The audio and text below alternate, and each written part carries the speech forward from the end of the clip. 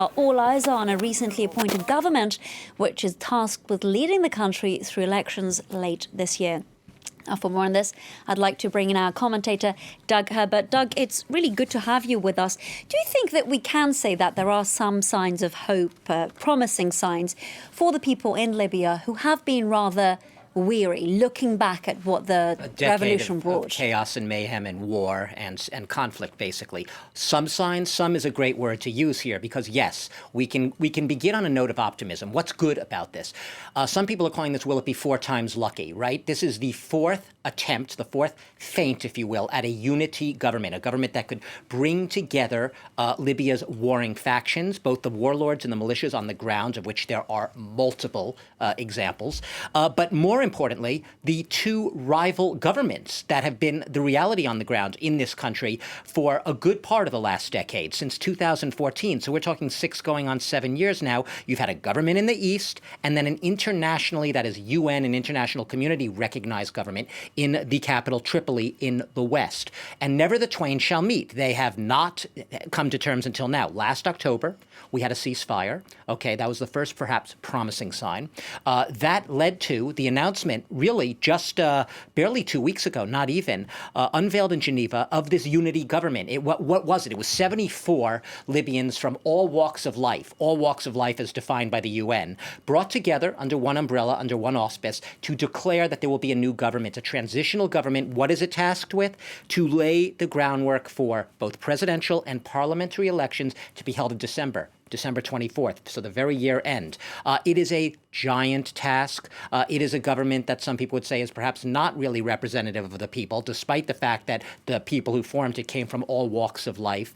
And it's a government that already knows that it has quite a burden in the fact that 3 attempts at doing the exact same thing in the past, over the past decade, have not been successful since Gaddafi's fall. So they begin looking up that hill. Doug, you mentioned the warring factions, the different governments. Yeah.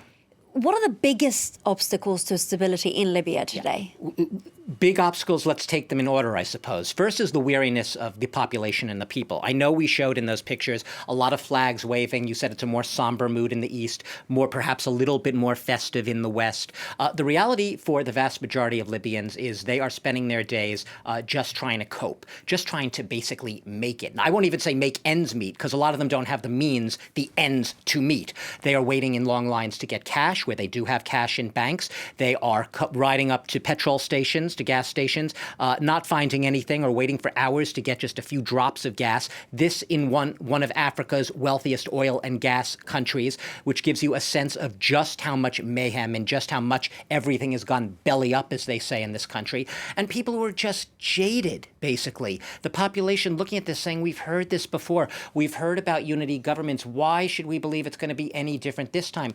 There's a 3-person presidential council leading this new government, plus a prime minister. The prime minister is Libya's one of his richest business people. And it's a person that a lot of Libyans look at, even if they know that he's perhaps an influential man. They say, oh, God, he's corrupt. He was back from the Gaddafi days. He worked on the Gaddafi regime and everything. Is it going to be more of the same? Those are big obstacles, the psychological obstacles. Massive obstacles. And Doug, of course, like elsewhere, certainly in the region, Libya's conflict has become a proxy war. So I'm trying to zoom out here. Yeah. Will these external players allow for the government to do its job? On paper, they will.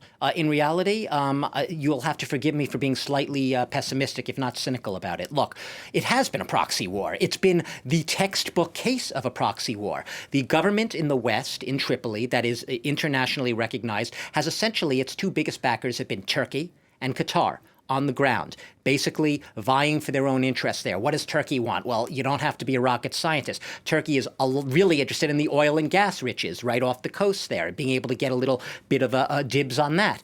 What about in the East, the Eastern government? You have an array of countries that in the rest of the world often are at loggerheads and at odds. France being among them, Russia, Egypt, Saudi Arabia, the United Arab Emirates, all supporting this government in the east with its General Haftar, who has been a bête noire throughout all of these attempts to form a government, tried to march his army on Tripoli last year. It was unsuccessful. It was a long effort. How will they react to him? Do they still have his back? Will he endorse the new government? He says he does. We don't know what's going to happen. These powers aren't pulling out anytime soon. They're watching and waiting, and they're going to watch their own interests. A plethora of obstacles to get through to bring some stability to Libya. Doug Herbert, as always, great to have you on.